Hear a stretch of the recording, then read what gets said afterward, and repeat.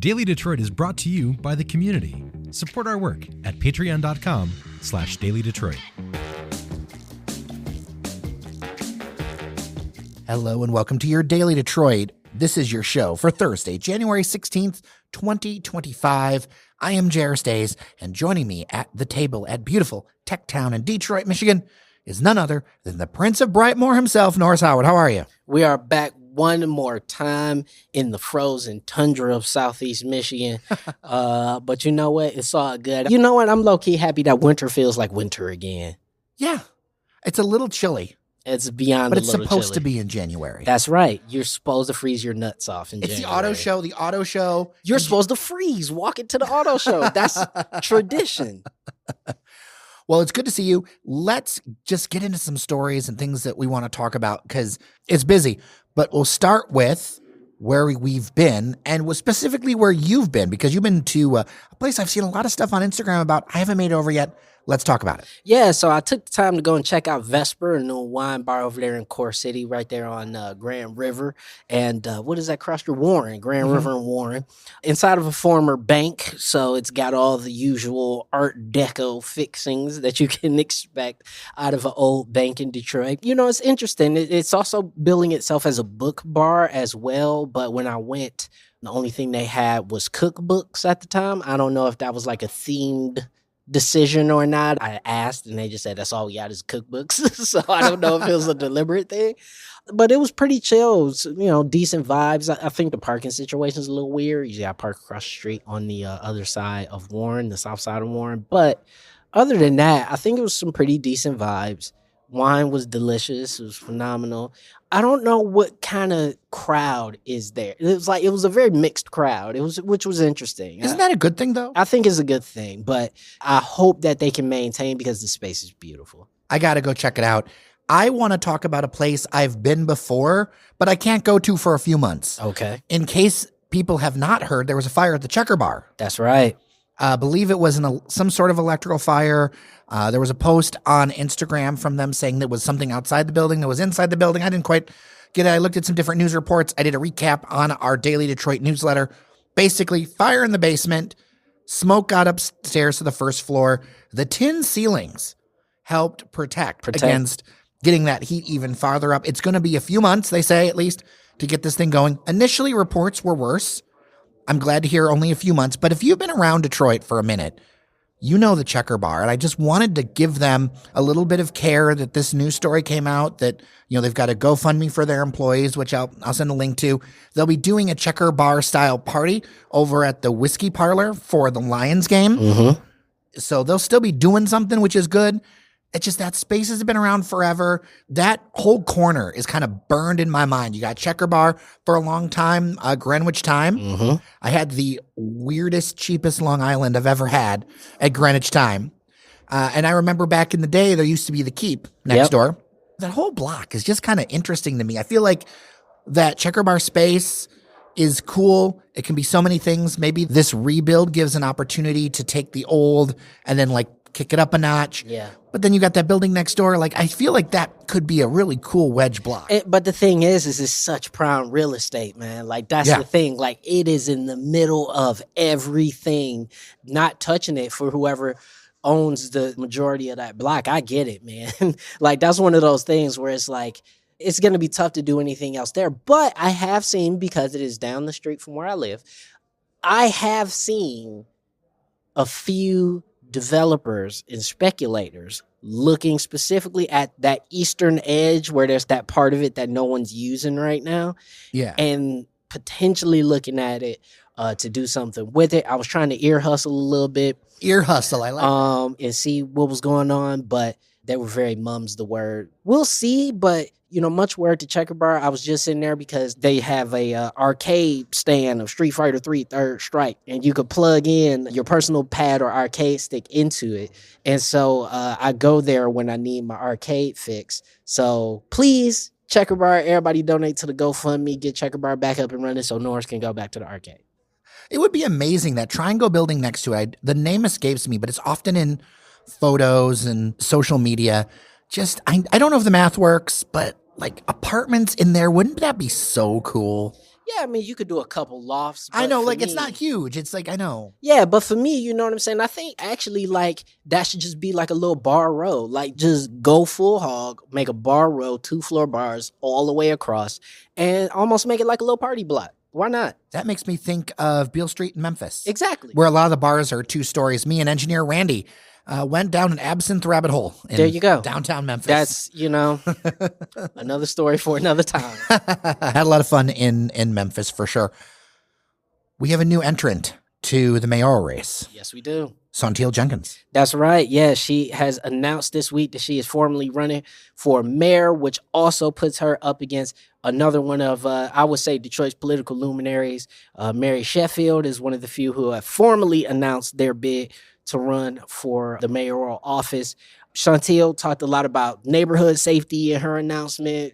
That was a really big point in her announcement, was like securing the neighborhoods, expanding community policing, which I thought was very interesting and also something that Mayor Duggan was very bullish on during his last administration. If you remember, and you can go back into our feed, I had a great conversation at the Mackinac Policy Conference last year with someone behind Force Detroit. Yes. Doing a lot of that community intervention stuff. And I believe they have a new executive director. We might get them back on to talk about some of the things that have happened since then to now, because look, I know it's not like the sexiest of topics off the rip because people are really fixated on like the pure law enforcement solutions, but those community solutions, just trust me, like these community solutions are so very effective and I think so key.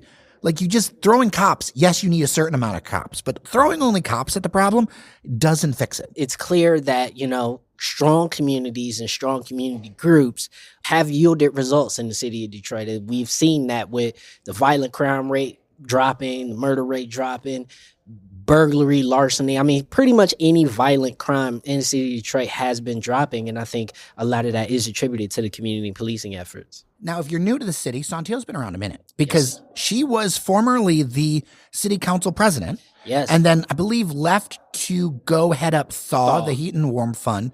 She has been around a minute. I know that we have some listeners that are newer to the city within the last 4 years or so. And so maybe you don't know that name, but people who've been around a minute know who Santil is. And I really do want her to get her into the studio for our mayoral interview series. Yeah, absolutely. And I think it's, really important for newer Detroiters and maybe even just Detroiters who are just voting for the first few times to kind of look at that and understand contextually. I think a lot of times in the city of Detroit in particular that people kind of get confused as to why you see certain people just constantly get elected again and again and again. It's, you gotta understand, some of these folks have been around and in the mix politically for 10, 15, 20, 30 years in some cases. Yeah, you and I were talking after an event about family members you have, and won't get into details, but the idea being like, there are people who are involved with stuff who know each other's dads, granddads, cousins. Everybody went to the same schools. Same churches. So if you're approaching Detroit kind of like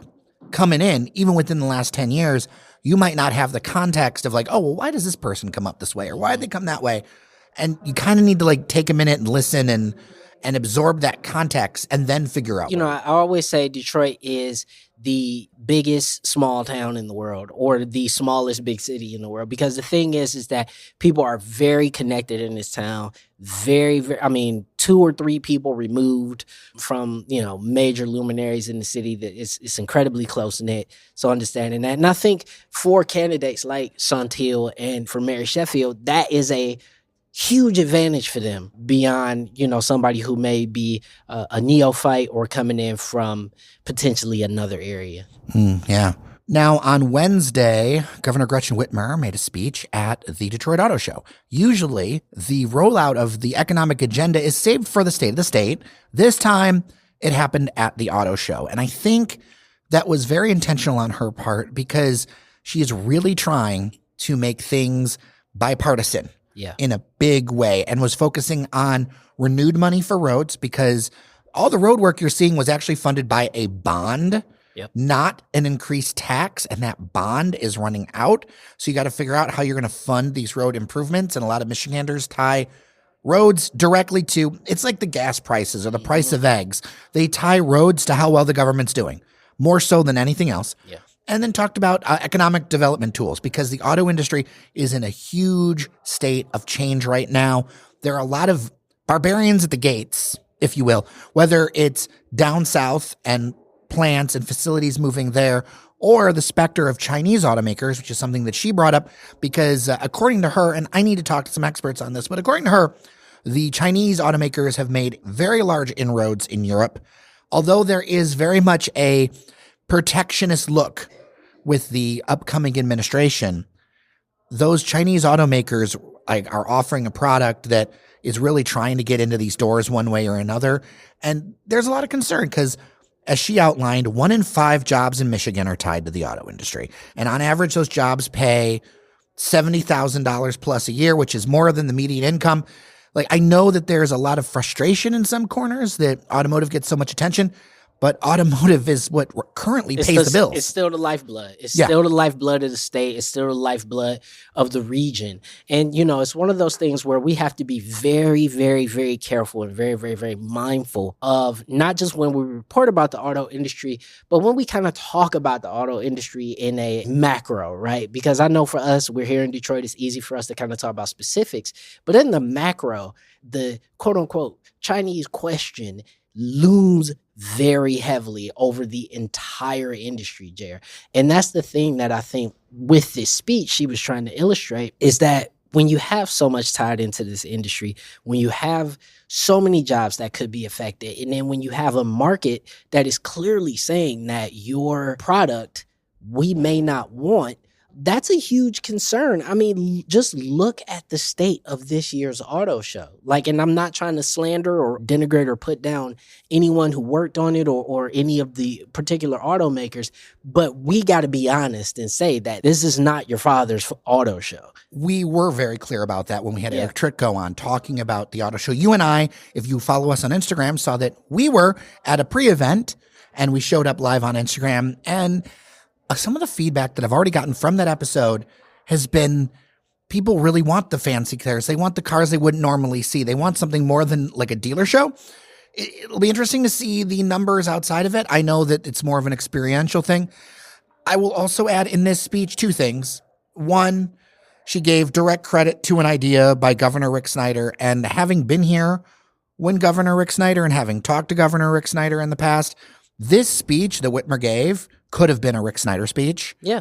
And I think that's very interesting and very telling about the political climate.